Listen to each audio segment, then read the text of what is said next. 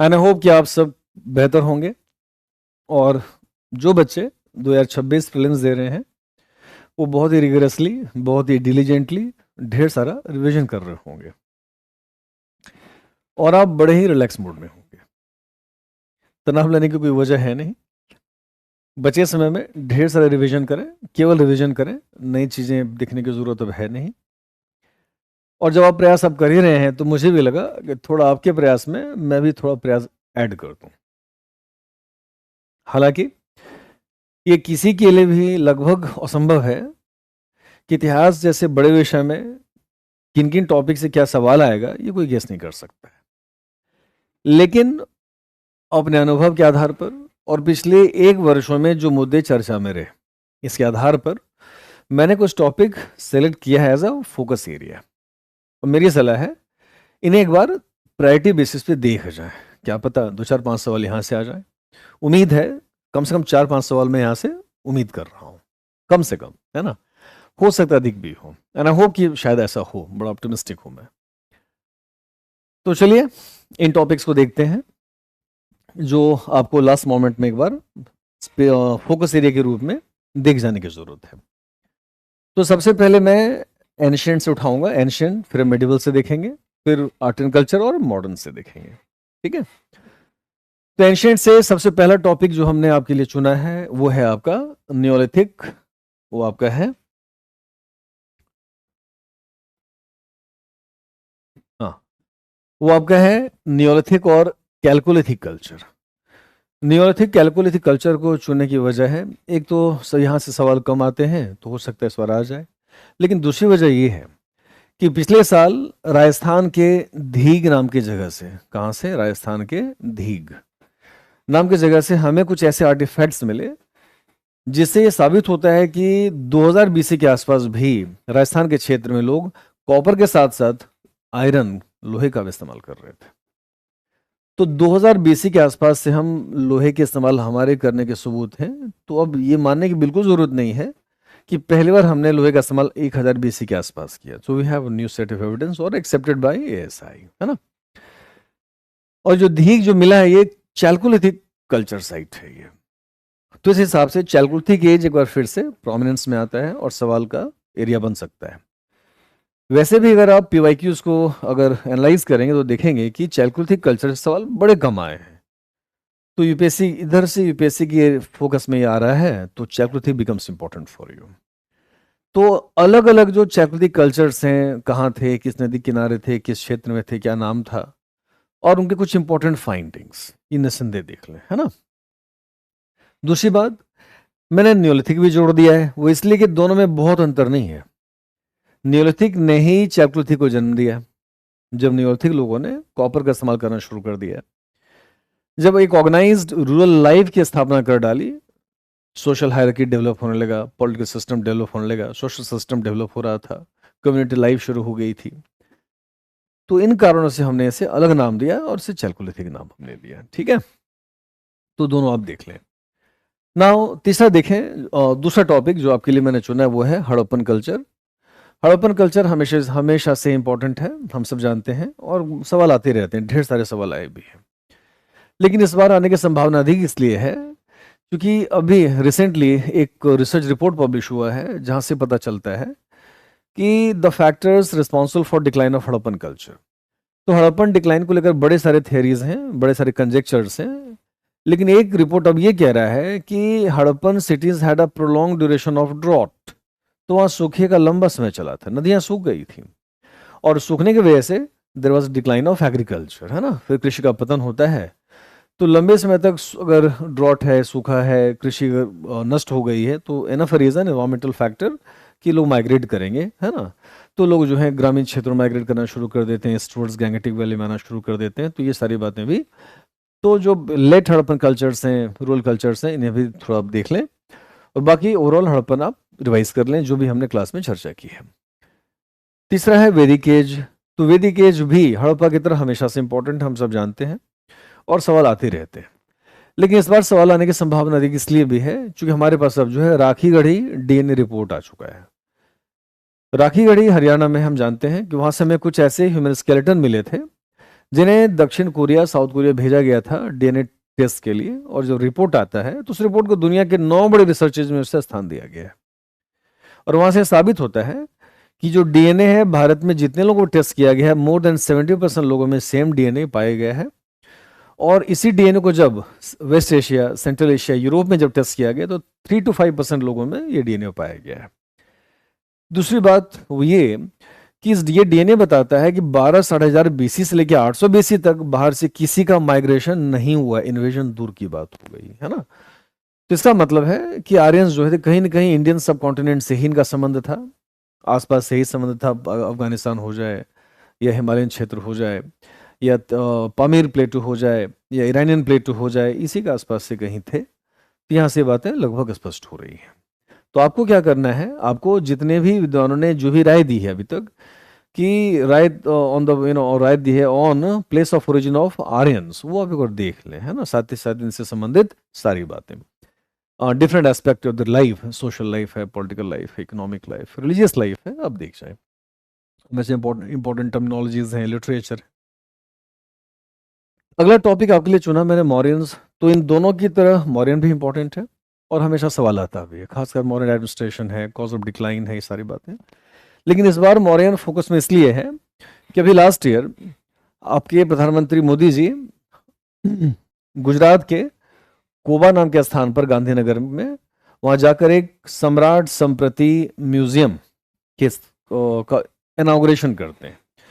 तो संप्रति जो थे ये one of the successors of Ashok थे, और अशोक के बाद, मरने के बाद, अब पता हमें है कि एम्पायर का डिवीजन हुआ था, और ईस्टर्न पार्ट में राजा दशरथ गद्दी पे आए थे, और वेस्टर्न में उनके बेटे कुणाल, और कुणाल के बाद संप्रति। तो और ये संप्रति was a great promoter of pattern of Jainism. तो जैनिज्म के विस्तार में इनका भी योगदान है, और इन्हीं के नाम पर जो है म्यूजियम बनाया गया है on the day of Mahavir Jayanti.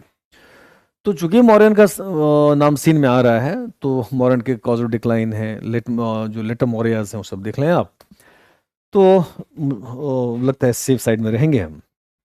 Post Mauryan में एक टॉपिक चुना हमने, वो है संगम एज।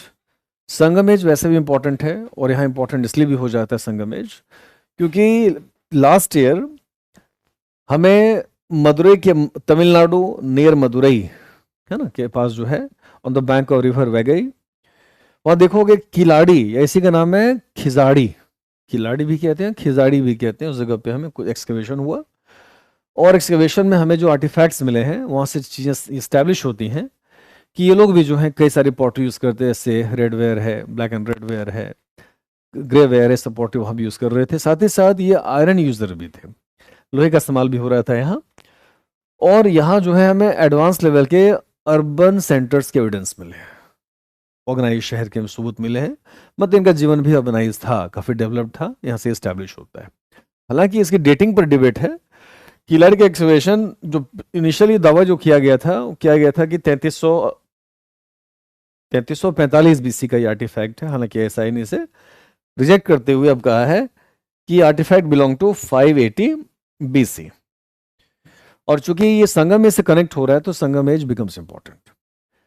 अब संगम एज देखें तो उसकी सोसाइटी है, ट्रेड है, इकोनॉमी है, रिलीजियस लाइफ है, literature is important, important terminologies are important, है ना, डिफरेंट सोशल क्लासेस के लिए, एक्टिविटीज के लिए।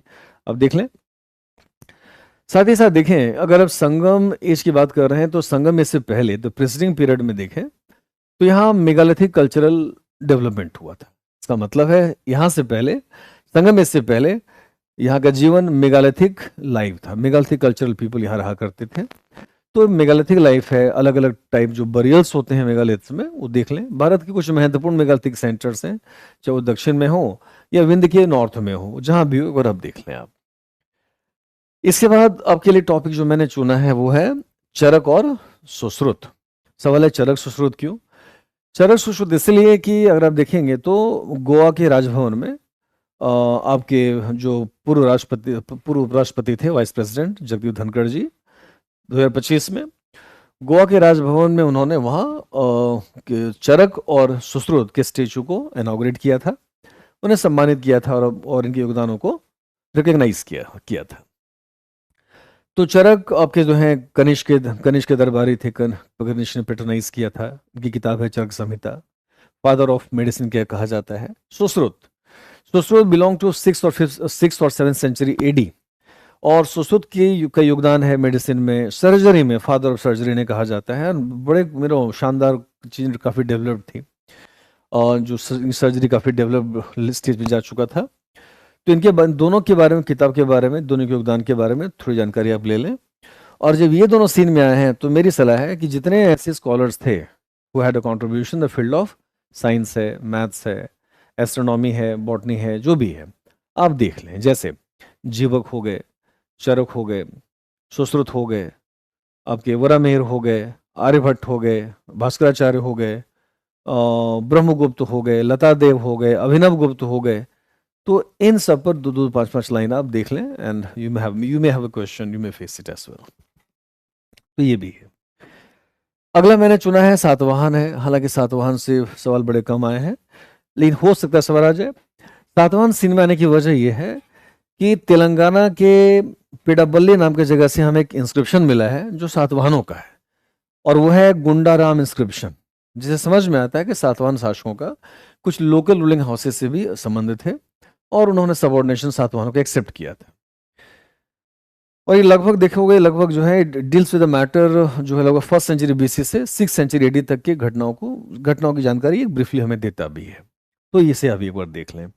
सातवाहनों में जैसे सिमुख हो गए, सातकर्णी वन हो गए, गौतमीपुत्र सातकर्णी हो गए, हल हो गए, वशिष्ठपुत्र पुलुमई हो गए, ये 4-5 के बारे में, प्लस इनके इंस्क्रिप्शंस जैसे नानाघाट इंस्क्रिप्शन है, नासिक के इंस्क्रिप्शन है गौतमीपुत्र सातकर्णी का।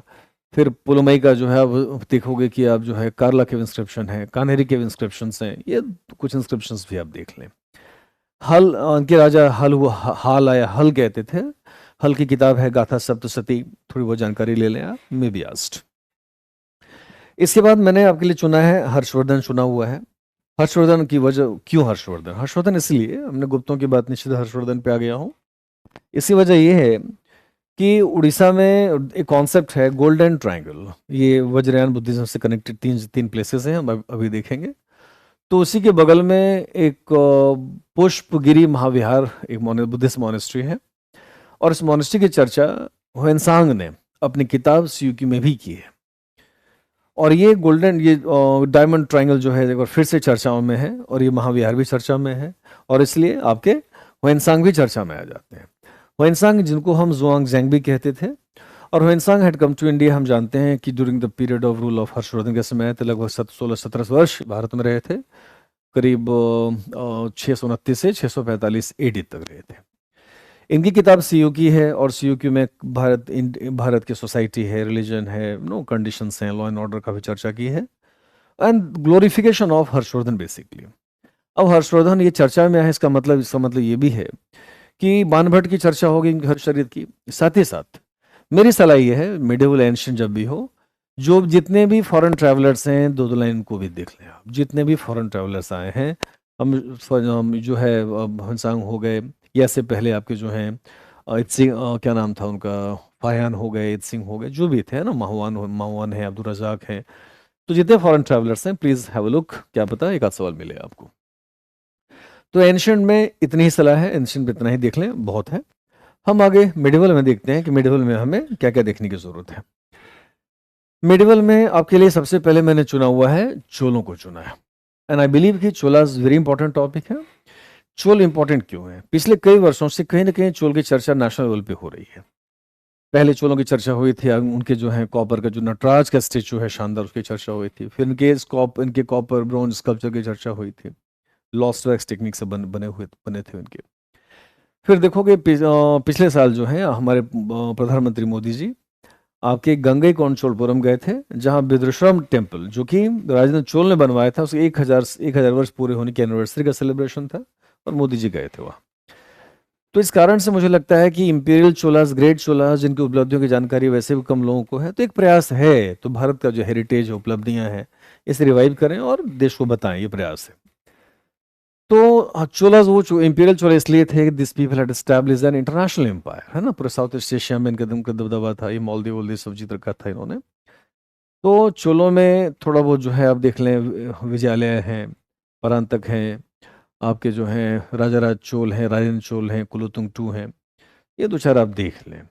प्लस इसमें इनका योगदान in the field of temple architecture है, चोल चोल मंदिर कला, स्कल्पचर है, पेंटिंग है, ये 3 क्षेत्रों में भी आप देख लें, प्लस ट्रेड एंड कॉमर्स इनका, प्लस इंस्क्रिप्शंस इनके।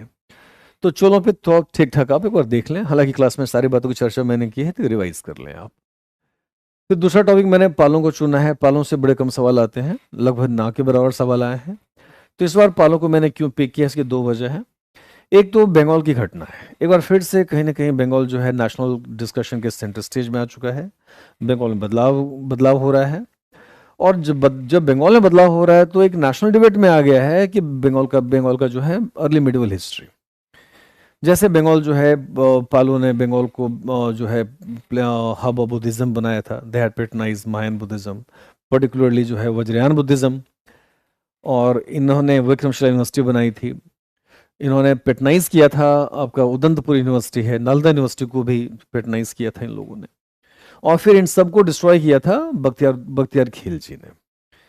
तो बख्तियार खिलजी हो गए, पालाज हो गए, ये सब चर्चा में है। तो यहाँ 4 शासक देख लें आप, गोपाल, धर्मपाल, देवपाल और महिपाल। आगे देखने की जरूरत नहीं है। बाकी योगदान, इनका योगदान जो है in the field of painting है, पाल पेंटिंग है, पाल स्कल्पचर है। इन 2 चीजों में देख लें आप, क्लास में सब बता रखा है। तीसरा मैंने चुना है गजपति रूलर्स ऑफ उड़ीसा। गजपति सीन में चर्चा में इसलिए आए, इनको लेकर देखोगे कि हमें गुंटूर आंध्रा के एक मंदिर से एक इंस्क्रिप्शन मिला है, और इंस्क्रिप्शन तेलुगु लैंग्वेज में है। इंस्क्रिप्शन है पुरुषोत्तम देव का, जो 15th सेंचुरी में आपके जो हैं गजपति शासक थे। और गजपति रूलर्स की उन्हें उड़ीसा की जो परंपरा थी नो, जो ईस्टर्न गैंगेज ने जो स्टैब्लिश किया था, वो जारी रखा था। चाहे टेम्पल कंस्ट्रक्शन हो, रिचुअल्स हो, मेंटेनेंस हो, नो, कलिंग कला को प्रमोट करना हो। तो इस प्रकार से मुझे नहीं लगता कि डायरेक्ट इससे कोई सवाल होगा, बट 2 टॉपिक एक बार फिर से प्रोमिनेंस में आ जाते हैं। एक है कलिंग टेम्पल आर्किटेक्चर, और दूसरा है ओडिसी डांस। तो Kalinga temple architecture, Odissi dance revise कर लें। इसके बाद हम देखते हैं अगला टॉपिक जो है हमने चुना है, Mahmud Ghazni and India and Bhadrakali inscription. देखिए, गुजरात के प्रभास पाटन नाम की जगह से हमें एक मंदिर से हमें एक इंस्क्रिप्शन मिला है, और इंस्क्रिप्शन का नाम है भद्रकाली इंस्क्रिप्शन। ये इंस्क्रिप्शन है सोलंकी शासक, the Solanki Chalukya, Solanki ruler of Gujarat. नाम था कुमारपाल। तो महाराज अधिराज कुमारपाल का इंस्क्रिप्शन है ये। और इस इंस्क्रिप्शन में इन्होंने सोमनाथ मंदिर का डिस्क्रिप्शन दिया है। इन्होंने बताया कि सोमनाथ मंदिर का इतिहास क्या था, इस चर्चा है। जैसे कह रहे हैं कि सोमनाथ मंदिर जो पहली बार बना था, वो बना था आपके सतयुग में बना था, और सतयुग में बनाने का काम किया था चंद्रमा ने किया था। इस बात की चर्चा केवल यही नहीं, इस बात की चर्चा आपके जो है भगवत पुराण में है, नंदी पुराण में है, मार्कंडेय पुराण में है, और शिव पुराण में है। इन 4 पुराणों में इस बात की चर्चा है कि चंद्रमा को, सोमदेव चंद्रमा को क्षय रोग हो गया था, है ना, उनका स्किन खराब हो रहा था। एक कहते हैं कि प्रजापति के शाप से हुआ था, लंबी कहानी है। तो शिव के पास गए थे इसके समाधान के लिए, और शिव ने उन्हें पार्शियली इस श्राप से उन्हें मुक्ति दिलाई थी, उनके शरीर को ठीक करने का काम किया था। इसी से खुश होकर कहते हैं चंद्रमा ने यहाँ सोने का सोमनाथ का मंदिर बनाया था। तो सोमदेव के नाथ शिव सोमनाथ। फिर जब आप आते हैं त्रेता युग में, त्रेता युग में कहते हैं रावण ने यहाँ चांदी का, सिल्वर टेम्पल, चांदी का मंदिर बनाया था। फिर जब आप द्वापर युग में आते हैं, कहते हैं द्वापर युग में यहाँ भगवान कृष्ण ने लकड़ी का मंदिर बनवाया था, सोमनाथ मंदिर लकड़ी का बनवाया। और बाद में देखोगे, बाद में जब सोलंकियों के शासन की स्थापना होती है, तो भीमदेवन ने फिर यहाँ शानदार पत्थर के बनवाए थे। तो इस बात की चर्चा इस इंस्क्रिप्शन में है। इससे समझ में आता है कि सोमनाथ मंदिर का इतिहास काफी लंबा है। तो ये कोई 7th सेंचुरी, 8th सेंचुरी या 9th सेंचुरी का नहीं, उसका लंबा इतिहास पुराना है, और पुराणों में इसकी चर्चा इतनी नहीं होती। सोमनाथ मंदिर इसलिए भी महत्वपूर्ण है कि अभी मोदी जी सोमनाथ मंदिर गए थे, लगभग इस लास्ट ईयर, अभी मिला के 2 बार जा चुके हैं। उन्होंने कुछ अभिषेक भी किया था। तो सोमनाथ मंदिर के इतिहास, इसके डिस्ट्रक्शन से संबंधित बातें पूछी जा सकती हैं। और सोमनाथ मंदिर की बात होगी तो महमूद गजनी या गजनवीद का नाम होगा, है ना। हमें पता है कि 11th सेंचुरी में महमूद गजनी का हमला हुआ था, करीब 1025 BC में। तब वहाँ के सोलंकी शासक भीमदेव वंश वहाँ के शासक थे। हालांकि भीमदेव वन ने काफी यार put up very tough fight, लेकिन ठीक है, इसकी फौज इतनी बड़ी थी कि हम हार गए थे। मोहम्मद गजनी के इसके अपने साथ में इनके अधिकारी थे, इनके स्कॉलर भी थे, नाम था उतबी या अल उतबी। और अल उतबी की किताब है किताबुल यामिनी, और इस किताब में अल उतबी साफ साफ कई बार रिपीट करके चर्चा कर रहा है कि मोहम्मद गजनी के गुजरात आक्रमण का इस बार 1025 के एक ही उद्देश्य था, सोमनाथ मंदिर का विध्वंस, the destruction of the temple. ये उतबी अपनी किताब में लिख रहा है। हालांकि इसकी चर्चा अपनी किताब में के मुंशी जी ने भी सेम चर्चा की है, और सबूत इस बात का उतबी जो डिस्क्रिप्शन दे रहा है वो कह रहा है कि हमला करने का एक ही उद्देश्य था, सोमनाथ मंदिर का डिस्ट्रक्शन। दूसरी बात जो है देखोगे, उसमें कह रहा है कि जब हमला हुआ था तो वहाँ के जो मुख्य पुजारी थे उनका नाम था गंग सर्वज्ञ, ही वॉज ग्रेट शैवाइट। और गंग सर्वज्ञ जो है शिवलिंग और मोहम्मद गजनी के बीच में खड़े हो गए, इस किताब में चर्चा है। और तब जाकर गजनी ने तलवार से गंग सर्वज्ञ चीफ जो मुख्य पुजारी थे गर्दन काट के फेंक दी। फिर गंग सर्वे का जो नेक्स्ट जो प्रिंस था उसने रिक्वेस्ट किया कि सारा धन लूट लो, शिवलिंग को नुकसान मत पहुंचा। उसको भी मारा, बेहोश हो गया वो, और शिवलिंग को तोड़ा। तब उसने कहा था कि दुनिया मुझे बूत परस्त कहे, इससे बेहतर है कि दुनिया मुझे बूत शिकन कहे। इसका मतलब है बूत शिकन मतलब डिस्ट्रॉयर ऑफ आइडल्स। और उसने बड़े शान से फिर मंदिर का विध्वंस किया और शिवलिंग को क्षतिग्रस्त किया, तहस नहस किया। तो ये सारी चर्चाएं हैं। हो सकता है इससे मोहम्मद गजनी से इसके इन्वेजन पे सवाल आ जाए, या सोमनाथ मंदिर पे सवाल आ जाए। प्रधानमंत्री मोदी का 2 बार जाना चीजें बताती है, तो इसे एक बार देख लें आप। ये इतनी बातें काफी है, मैंने बता ही दिया काम की बात। बाकी गजनी पर एक बार फिर से आप देख लें, क्लास रिवाइज कर लें। बख्तियार खिलजी इसलिए इंपॉर्टेंट है कि बख्तियार खिलजी ने इसने बिहार और बंगाल में काफी डिस्ट्रक्शन किया था। कई सारे मंदिर हैं, कई सारे मोनेस्ट्री स्तूपास हैं, बड़े पैमाने में तोड़े थे, और जो है मारे पीटे गए थे। ठीक है, इस बात की चर्चा जो है तब का नासरी में भी चर्चा है, मीना सिराज कर रहे हैं, तो इससे भी थोड़ा देख लें। कुतुबुद्दीन ऐबक फाइन इस पीरियड में था, चार्ज में था वो, तो कुतुबुद्दीन ऐबक भी देख लें आप। अलाउद्दीन खिलजी इंपॉर्टेंट इसलिए, एक तो इंपॉर्टेंट कैरेक्टर है, इसने कई सारे रिफॉर्म्स किए थे।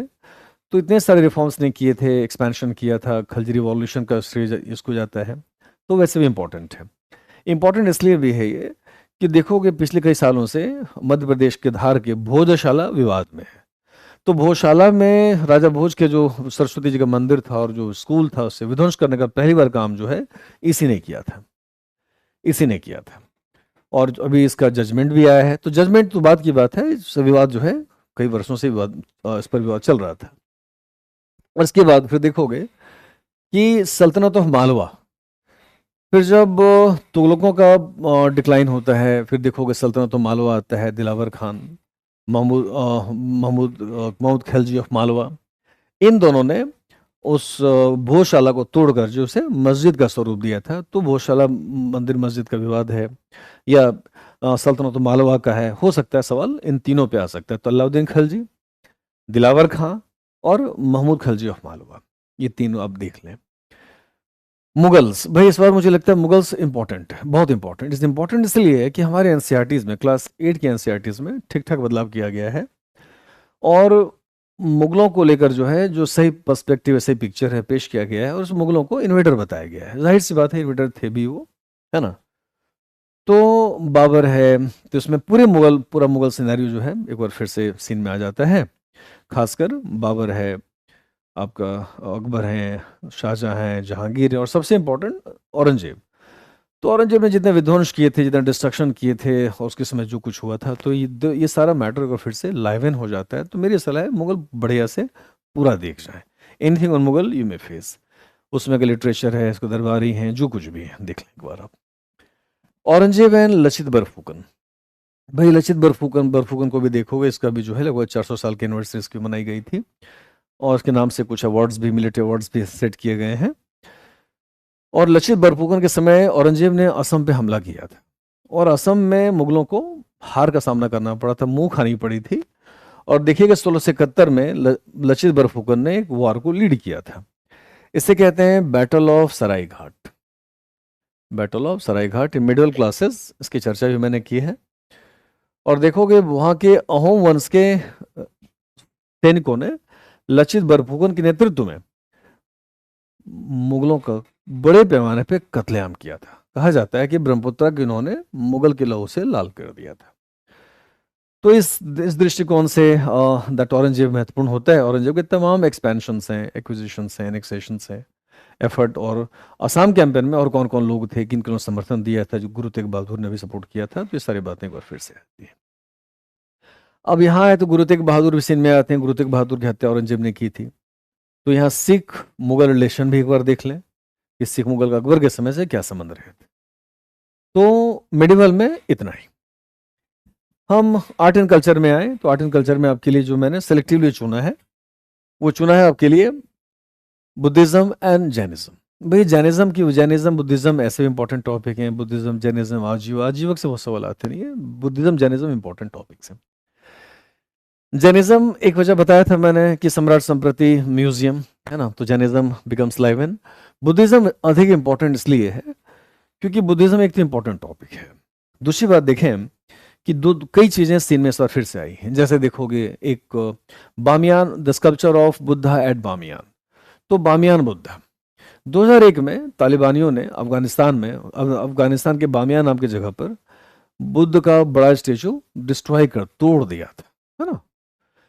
अभी लास्ट ईयर क्या हुआ है कि न्यूयॉर्क में बुद्ध का स्टील का लगभग 30 फीट ऊंचा एक स्टेचू बना के इरेक्ट किया गया है, प्लेस किया गया है, और इसका भी नाम दिया गया है बामियान बुद्धा। तो बामियान बुद्धा स्टील का न्यूयॉर्क में। तो इससे 2-3 बातें। पहला कि ये पूरा मुद्दा क्या है, बामियान बुद्धा नाम क्यों पड़ा, तालिबानियों ने तोड़ा इसे था, और ये जो सारी मूर्ति थी कहीं ना कहीं ये गांधार कला से जुड़ी हुई है।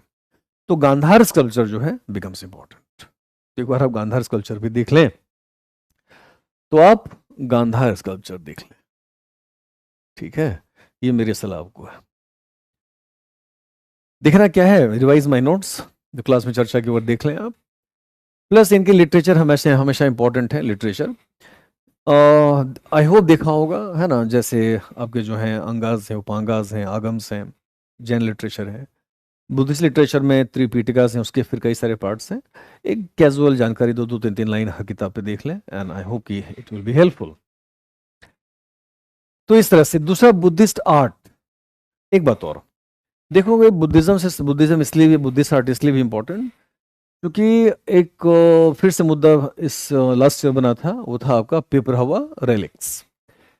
पिपरावा में अशोक के समय देखोगे वहाँ जो है अशोका ने वहाँ एक ईंटों का स्तूप बनवाया था, और वहाँ से बुद्धा के जो रेलिक्स मिले थे हांगकांग में लास्ट ईयर उसे ऑक्शन किया जा रहा था, है ना। कुछ एक ऑक्शन कंपनी है सोथीबीज, और ये ऑक्शन हांगकांग में कर रहे थे। भारत सरकार को दखल देना पड़ा और भारत सरकार ने इस ऑक्शन को रुकवाया, और वो जो रिलिक्स हैं वापस हमारे आ गए। इसमें बुद्धा के एशेज हैं, कुछ और भी चीज़ें हैं जो बुद्ध से संबंधित हैं, अब भारत में आ चुका है। तो इससे जो है अब वो स्तूप बनवाया था, अशोक ने बनवाया था। तो इससे बुद्धिस्ट आर्ट में जो मॉडर्न आर्ट है कम्स इनटू पिक्चर। अशोक ने कई सारे स्तूप बनवाए थे, तो अशोक की स्तूप कला कारण इसको बैकग्राउंड पूरक सारी बात मैंने क्लास में बताई है। प्लस देखोगे इसका जो बुद्धिज्म को लेकर इसके जो पिलर आर्ट है, ये दोनों आप देख लें। जब बुद्धिस्ट कला की बात हो रही है तो बुद्धिस्ट कला में पोस्ट मॉडर्न आर्ट भी देखेंगे। पोस्ट मॉडर्न आर्ट में बुद्धिस्ट कला में गांधार स्कल्पचर, मथुरा स्कल्पचर और अमरावती स्कल्पचर, ठीक है, ये तीनों देख लें आप। पोस्ट मॉडर्न आर्ट में मेरी सलाह है एक कैजुअल जो है, या पेरिजुअल देख लें, कैजुअल एक बार देख लें, जो हमने post modern Buddhist cave art पढ़ाया था। कहाँ कहाँ क्या मिला है एक बार बस रिवाइज कर लें। You may have a question, I hope so. Plus देखोगे पोस्ट मॉडर्न जब बुद्धिस्ट आर्ट की बात है तो कुछ योगदान है, कुशानों का योगदान है। फिर इसमें देखोगे एक तख्त बही स्तूपा मोनेस्ट्री हम चर्चा भी की थी, हमने बताया भी था। तो ये जो है पहलप्स के पीरियड में गुंडोफोरेंस के समय का वो इंस्क्रिप्शन भी और मोनेस्ट्री भी है। I have shown you art and culture as well, इसे आप देख लें। इसके अलावा जब बुद्धिज्म की बात हो रही है तो उड़ीसा डायमंड ट्रायंगल सीन में है, लास्ट ईयर न्यूज़ में था ये, और इसे डेवलप किया जा रहा है, टूरिस्ट नेटवर्क के रूप में डेवलप भी हो रहा है। और देखोगे ये जो सेंटर है, ये जो ट्रायंगल है, ये पहली क्षेत्र पहले थेरवाद का, थेरवाद मतलब कंजर्वेटिव बुद्धिज्म, ऑर्थोडॉक्स बुद्धिज्म, तो ये थेरवाद का पहले क्षेत्र था। फिर महायान का, और बाद में वज्रयान का क्षेत्र बन जाता है। यहाँ 3 सेंटर थे, रत्नागिरी, उदयगिरी और ललितगिरी। और इसी के बगल में हमने जो चर्चा की थी पुष्पगिरी महाविहार, वो इसके बगल में है, जहाँ से संबंध है ह्वेनसांग का, चर्चा करते हैं। ठीक है, तो ये भी आपका है। एक है देवनी मोरी रेलिक्स, ये भी बुद्धिज्म से कनेक्टेड है। देवनी मोरी गुजरात में है, और यहाँ बुद्धिस्ट स्तूपास थे, और जिससे यहाँ से जो है कुछ रेलिक्स में मिले थे, बुद्ध के रिमेन्स मिले थे। अभी पिछले साल हमारी एयरफोर्स जो है इस रेलिक्स को लेकर श्रीलंका गई थी, और श्रीलंका में हमने इसे डिस्प्ले किया है ना, गवर्नमेंट ऑफ श्रीलंका के रिक्वेस्ट पे, और फॉर बेटर डिप्लोमेटिक रिलेशन के लिए। फिर रेलिक्स जो हम ले जाकर प्रदर्शन करते हैं और वापस ले भी आते हैं। तो इस चक्कर में देवनी मोरी रेलिक्स भी सीन में आ जाता है। तो कभी हो सकता है पूछ दे क्या संबंध है, सीन में क्यों है ये। अगला जो आर्ट एंड कल्चर से संबंधित है वो टेम्पल कला है, हमेशा इंपॉर्टेंट है, और इम्पॉर्टेंट इसलिए भी है क्योंकि देखोगे कलिंग आर्ट, कलिंग कुछ मंदिरों की चर्चा अभी नेशनल डिबेट में फिर से था, कोणार्क को लेकर था, तो कलिंग कला महत्वपूर्ण है। अब देखेंगे 2023 में जो है होयसाल मंदिरों की चर्चा को तब से प्रोमिनेंट है। एक होयसाल मंदिर है सोमनाथपुरा टेम्पल, जो कि यूनेस्कोज वर्ल्ड हेरिटेज साइट में इसे स्थान दिया गया है। और वैसे भी जो होयसाल मंदिर हैं, they are very extremely refined excellent temples in terms of their sculpture and their pillar art and their overall structure, जो कुटा स्टाइल है। तो टेम्पल आर्ट मेरी सलाह है आप कर लें। टेम्पल आर्ट इसलिए महत्वपूर्ण है क्योंकि जो चोल मंदिर भी हैं, चोल मंदिर आएगा तो पूरा द्रविडियन आ जाएगा। तो मेरी सलाह है इसे कायदे से एक रिविजन आप अंत में फिर दे लें। चोल स्कल्पचर बता ही दिया। पेंटिंग की बात करें तो राजा रवि वर्मा पेंटिंग, राजा रवि वर्मा चर्चा फिर से है। पिछले साल एक पेंटिंग ऑक्शन में राजा रवि वर्मा की एक पेंटिंग ऑक्शन हुई है, उस पेंटिंग का नाम है यशोदा कृष्ण पेंटिंग। तो यशोदा और कृष्ण की पेंटिंग है ये, जो लगभग 167 करोड़ में ये पेंटिंग बिकी है। और कोई भारतीय है साइरस पूनावाला, जिन्होंने ये पेंटिंग खरीदी है। तो वैसे भी राजा रवि वर्मा पेंटिंग जो है काफ़ी अच्छी, काफ़ी उन्नत पेंटिंग है। We have seen this in the class. तो राजा रवि वर्मा से रिलेटेड सारी बातें, इनका बैकग्राउंड, किन किन लोगों ने पेंटिंग उनकी हेल्प की, किन्होंने ऑयल पेंटिंग सिखाया, इनकी कुछ फेमस पेंटिंग। और जब पेंटिंग आई है तो पूरी इंडियन पेंटिंग ही सीन में आ जाता है। तो एक बार इंडियन पेंटिंग देख ही लेना, कहाँ से क्या पूछ दे, यू नेवर नो। तो इंडियन पेंटिंग देख लें। डांसेस, डांसेस भी सीन में, डांसेस इंपॉर्टेंट हैं, और डांसेस इंपॉर्टेंट होने की 2 वजह है। देखोगे हाल में भरत मुनि द्वारा जो कंपोज्ड किताब है नाट्यशास्त्र, तो नाट्यशास्त्र एक बार फिर से नेशनल डिबेट, नेशनल डिस्कशन में, चर्चा में था। और नाट्यशास्त्र जो है दुनिया की पहली किताब है, deals with classical dance and classical music, है ना। तो मेन रागाज हैं, स्वर, ताल एंड डांसेस की सारी चर्चा है, क्लास में कर चुका हूँ मैं। यहाँ जो है तांडव नृत्य है, लास नृत्य है, इसकी चर्चा भी यहाँ है। तो इस हिसाब से डांसेस, अब क्लासिकल डांसेस पूरा देखें, साथ ही साथ फोक भी देख लो। रीजन बिंग कि अभी मोदी जी जो है मेघालय गए थे, देखोगे उधर कुछ बोडोज के कुछ लोकल डांसेस हैं, अब इनके सामने परफॉर्म भी किया गया था, उसके वो भी नेशनल डिस्कशन में था, चर्चा में था। तो डांसेस में फोक डांसेस और क्लासिकल डांसेस आप देख लें। इसके अलावा यूनेस्कोज हेरिटेज साइट लिस्ट, ये हमेशा इंपॉर्टेंट है कि कौन कौन से साइट हैं, कौन टेंटेटिव साइट्स हैं, तो ये हम देख लें, गूगल पे उपलब्ध है, एक बार जाने से पहले देख लें। और लगभग साल 2 साल छोड़ के कोई ना कोई सवाल आ ही जाता है। तो लिस्ट इतना लंबा है कि संभव नहीं है टू डील विथ हियर, तो Google it and get the list. तो कल्चर में लास्ट मोमेंट में इतना ही बहुत है, अधिक कर भी नहीं पाएंगे, जरूरत भी नहीं है। मॉडर्न से, भाई मॉडर्न ऑलवेज इंपॉर्टेंट है, तो मॉडर्न से क्या क्या सवाल हम उम्मीद कर सकते हैं, तो देखते हैं। सबसे पहला टॉपिक ही मॉडर्न का है, यूरोपियन कंपनीज। तो कंपनीज में सब कुछ तो नहीं, लेकिन क्या है कि पोर्टुगीज जरूर देखें। अभी लास्ट ईयर देखोगे, मुझे लगता है 16 मई शायद डेट था, जो कि वहाँ के गोवा के लोगों ने इस डेट को ब्लैक डे के रूप में मनाया था। दरअसल 1546 के आसपास जो कहते हैं कि सेंट जेवियर ने जो है कुछ ऐसी सेंट जेवियर आए थे और कुछ पॉलिसीज ऐसे अपनाई थी, जो कि कन्वर्जन की पॉलिसी थी, प्रोसेलिटाइजेशन था, साम दाम दंड भेद, हार्शनेस अपनाने की बात कही गई थी। जो कन्वर्ट ना होना चाहे उसे पनिश करने की बात, मतलब एक रेडिकल रिलीजियस पॉलिसी की शुरुआत की थी। तो इसको लेकर वहाँ के लोगों ने जो है ब्लैक डे मनाया है। तो और इस हिसाब से सेंट जेवियर का बैकग्राउंड क्या है, इन्होंने एग्जैक्टली क्या किया था, पोर्टुगीज में दैट गोवा इंक्विजिशन क्या है? गोवा, इन्हीं के प्रयासों से वहाँ गोवा इंक्विजिशन की स्थापना की गई थी। और इंक्विजिशन का मतलब था कि किसी पर अगर आरोप है ब्लस्फेमी का तो फिर उनका मुकदमा चलता था और मतलब उसे मृत्युदंड की सजा दी जाती थी अगर ये अपहोल्ड किया गया कि हाँ आप दोषी हैं ब्लस्फेमी के, इस निंदा के। तो बदनाम संस्था थी ये। तो यहाँ से भी देख लें रिलीजियस पॉलिसी। और साथ ही साथ जो है यूरोपियन कंपनी का योगदान है ना, अलग अलग फील्ड में, फल हो, टेक्नोलॉजी हो, प्रिंटिंग प्रेस हो, आर्किटेक्चर हो, जो भी है, इसे भी एक बार देख लें। मराठास हो सकता आ जाए, है ना। मराठास में आने की वजह दो है, तीन में आने की। पहला, हाल में छावा मूवी बनी थी, छावा। और छावा में बहुत सारी बातें हैं, है ना, कुछ बातें सत्य भी हैं, काफ़ी सत्य बातें दिखाई भी गई हैं और एक नेशनल डिबेट में आया भी था। तो मेरी सलाह है कि शिवाजी, तो शिवाजी के बारे में तो चर्चा होती ही है। Chhava the life of Chhava, Chhava मतलब संभाजी। तो life and struggle of Sambhaji, life and struggle of Sambhaji and is dealing with the Mughal. ये तीन बातें यहाँ देख लें।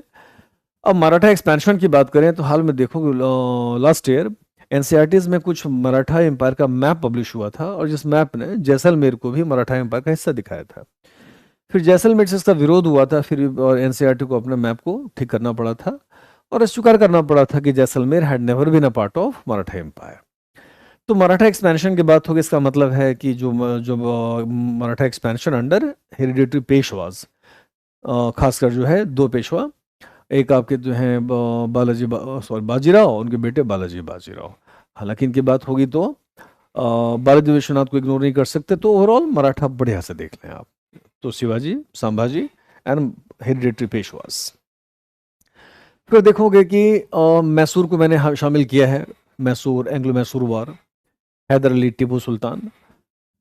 तो चर्चा में हैदर अली लास्ट ईयर कम थे, टीपू सुल्तान ज़्यादा थे, नेशनल डिबेट में थे, नेशनल चर्चाओं में थे। Religious policy of Tipu Sultan, his technological contribution, military technology and all, ठीक है, या जो भी इनका योगदान था। तो इस हिसाब से reforms of Tipu Sultan and Anglo Mysore war, ये दोनों महत्वपूर्ण हो जाता है और आप देख लें, रिवाइज कर लें। तीसरा टॉपिक मैंने आपके लिए चुना है tribal and peasant revolts and movements. खासकर पेजेंट इसलिए, किसान के मुद्दे लगातार जो है हॉट एंड अप हैं ही।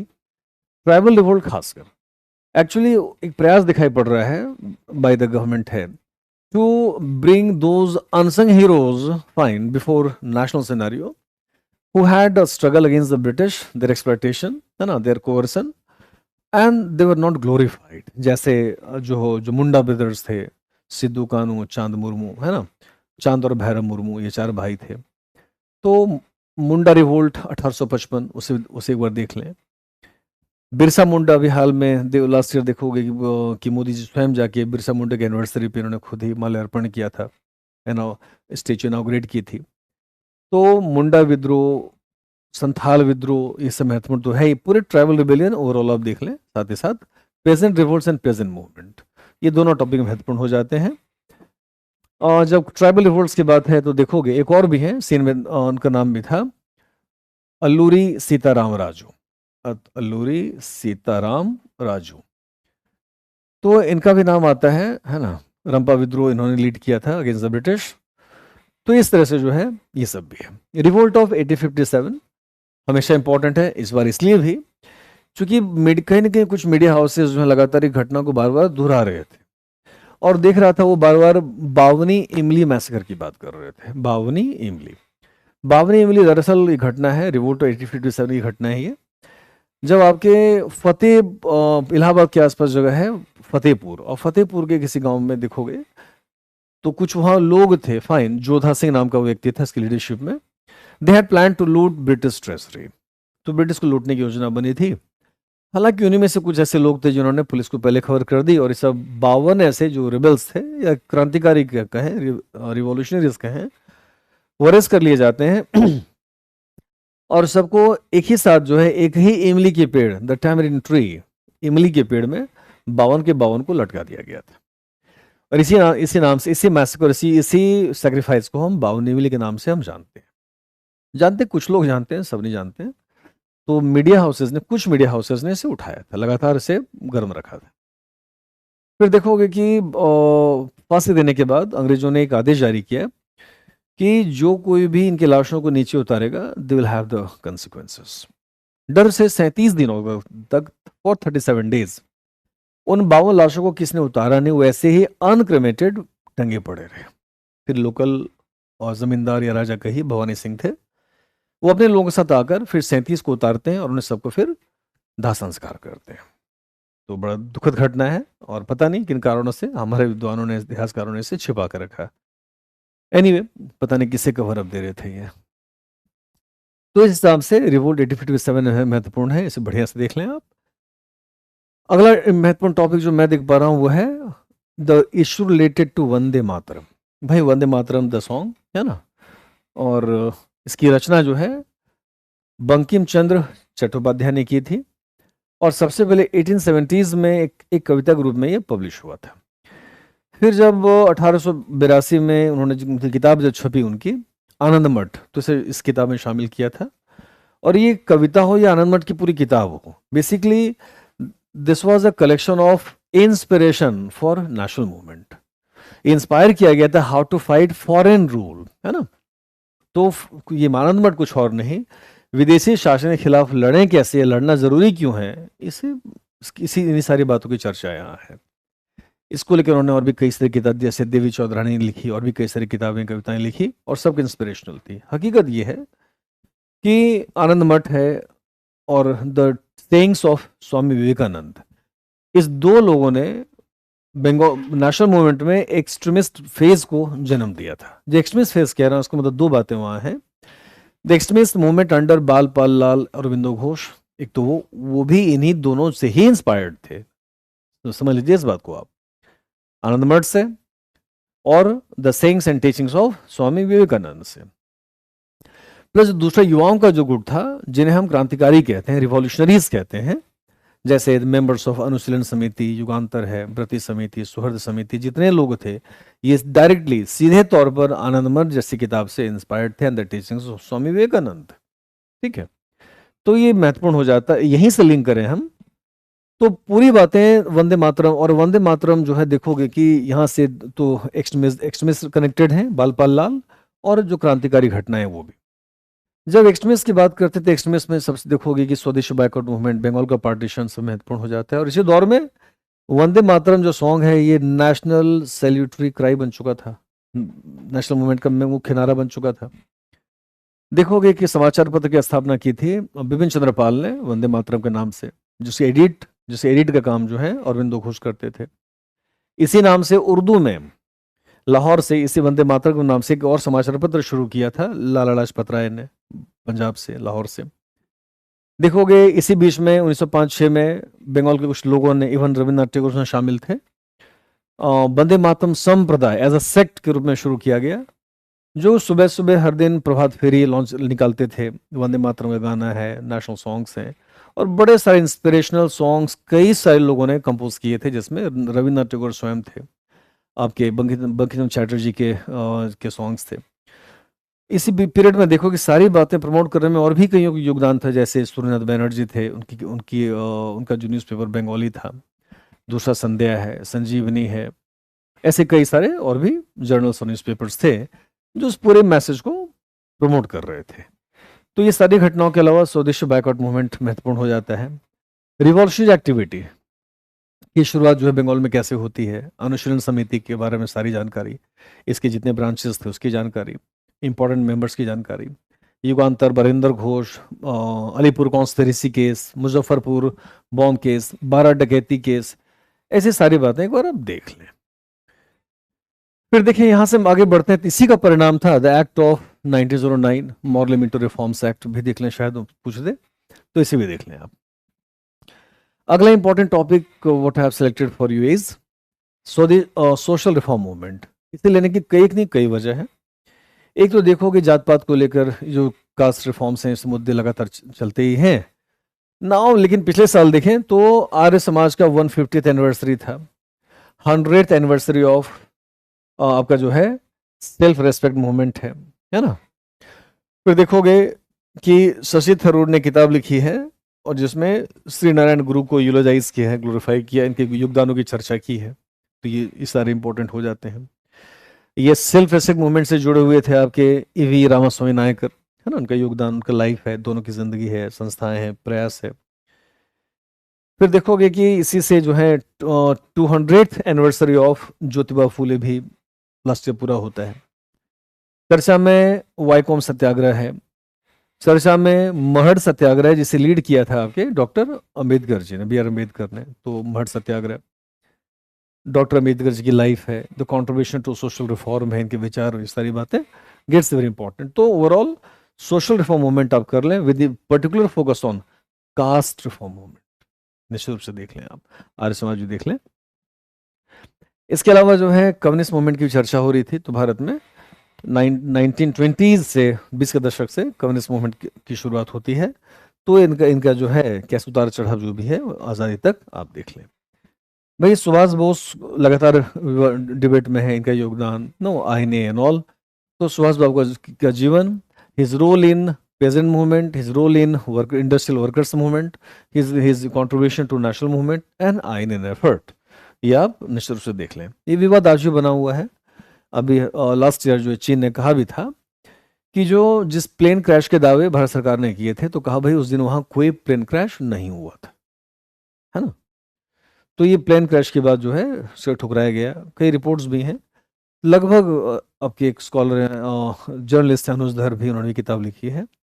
तो बड़ा विवाद इस पर है। कई सारे कहते हैं सुभाष बाबू के जो डॉक्टर्स थे, डॉक्टर की फैमिली ने भी सिमिलर स्टेटमेंट दिया है कि भाई वो गुमनामे हुआ कोई और नहीं बल्कि सुभाष बाबू थे, ऐसा दावा है। तो सुभाष बाबू की जिंदगी देख लें। टी शंकरन नायर, टी शंकरन नायर जो है मॉडरेट लीडर थे कांग्रेस के, बहुत बड़े लॉयर थे, बाद में जज बने, एग्जीक्यूटिव काउंसिल के मेंबर बने थे, बड़ा मतलब कई सारे पद पे बैठे भी थे। और 1897 में अमरावती कांग्रेस सेशन के अध्यक्ष भी थे। लंबा चौड़ा स्पीच भी है जहाँ उन्होंने कहा था कि we Indians are unfit for self government, any British withdraws from India the India will fall to decline है, डिमाइज है, नो रिपाइन है, इस तरह की बातें उन्होंने भी कही थी। चर्चा में इसलिए है कि लास्ट ईयर देखेंगे कि एक मूवी आई थी केसरी 2, तो मूवी में केसरी 2 में जालियांवाला बाग मैसकर की चर्चा है, और जो अक्षय कुमार ने जिस रोल को प्ले किया है वो श्री शंकर नायर ही थे। तो उससे पहले ये गवर्नर जनरल के एग्जीक्यूटिव काउंसिल मेंबर थे, एजुकेशन मेंबर थे, ये उन्होंने इस्तीफा दिया और सरकार पर मुकदमा किया था, लंदन जाकर सरकार पर मुकदमा किया था। ठीक है, तो उन्होंने अपने कई सारी बातें कही, फिर इन पर जो है ब्रिटिश अधिकारियों ने मुकदमा किया, तो काउंटर इन्होंने मुकदमा किया था, हालांकि मुकदमा हार गए, जूरी सिस्टम था और मेजोरिटी मेंबर ऑफ जूरी ने इनके खिलाफ डिसीजन दिए। लेकिन ये बड़ी उपलब्धि थी कि इन्होंने ब्रिटिश सरकार को ही कटघरे में लाकर उन्हीं पर मुकदमा दायर कर दिया था। तो सी शंकरन नायर, इनका लाइफ, इनका योगदान, इनकी उपलब्धियां जो कुछ भी हैं आपको देख लें। अहिल्याबाई होलकर, भाई विमेन एम्पावरमेंट का दौर है, और अभी हाल में 300th anniversary of Ahilyabai Holkar मनाया गया है। इनका योगदान का कंट्रीब्यूशन अब निसंदेह एक बार देख लें। ठीक है, इसके अलावा आखिरी टॉपिक जो है नीचे है ना, जो आखिरी टॉपिक है वो है आपका, हाँ, कि developments leading to independence and partition. ये फिर से विवाद है कि किन घटनाओं की वजह से आज़ादी की स्थिति बनी। विवाद इस बात पर है कि पार्टीशन क्यों हुआ, पार्टीशन में ब्रिटिश की भूमिका क्या थी, जिन्ना की भूमिका क्या थी, जिन्ना किस हद तक जिम्मेवार था, गांधी कहाँ खड़े थे, नेहरू जी का क्या रोल था, पटेल जी का क्या रोल, तमाम सारी बातें। तो तुम्हें देखना है कि वर्ल्ड वार 2 से लेकर कौन सी सी घटनाएं थी which very rapidly took us to independence and further partition. तो ये सारे विषय हैं, मतलब कहने का मतलब वर्ल्ड वार 2 की शुरुआत है, और वहाँ जितने भी कॉन्स्टिट्यूशनल प्रपोजल्स आए थे, घटनाएं घटी थी, कुछ भारत छोड़ो आंदोलन है, वर्ल्ड वार 2 में ब्रिटिश का डिस्ट्रक्शन है, आईएनए की घटना है, रिन रिवोल्ट की वाली घटना है, ये सारी बातें, जितने प्लान्स हो रहे थे सब देख लें आप। तो इतना ही काफ़ी होगा, और मैं उम्मीद करता हूँ कि इतना सारा रिवाइज कर लें तो 2 4 5 6 क्वेश्चन मुझे लगता है शायद आ जाए। ऐसा हुआ तो बड़ी खुशी होगी कि I made little bit of contribution in your success also. और आप प्रिय दें और मेंस लिखें। धन्यवाद, बेस्ट विशेस, थैंक यू।